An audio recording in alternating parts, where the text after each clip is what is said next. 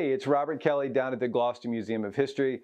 I serve as museum's coordinator and am responsible for management of the museum. One of the primary missions of our museum is to tell local history stories that may not be very well known, and the Gloucester Agricultural Industrial School is one of those perfect examples. This exhibit opened about a year ago, and it tells the story of a privately owned African-American high school that opened in the 1880s. And the goal of this school was to prepare those students to go on to college. The public school system in Virginia wasn't really established, or was not established until the 1870s. And even at that point, there was the goal to disenfranchise and discriminate against African-Americans. So it really had an amazing impact here locally. It's really a story that goes back to the African-American population and the white population in Gloucester working together to help create this school. The school taught both agricultural and industrial topics. So the students were taught farming, scientific farming, how to use fertilizers, for example, the prices. They came and they also introduced the arts.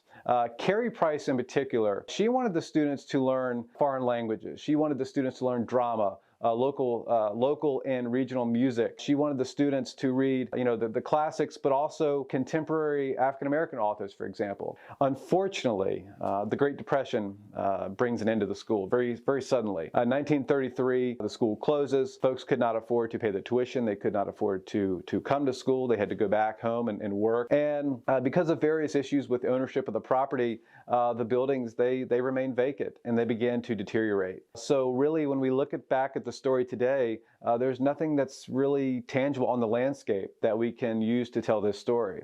However, the school's bell, cast in 1891, does still exist, and it's on loan to us here at the museum. And it's just a wonderful object to help tell the story. I love tapping the bell to hear that sound because it takes me back to the students and the teachers and anybody who visited that campus. They would recognize the sound of this bell. So I encourage folks to come out and check it out. We will have it on display for at least another year, but definitely come out to the museum and learn more about this amazing local history story.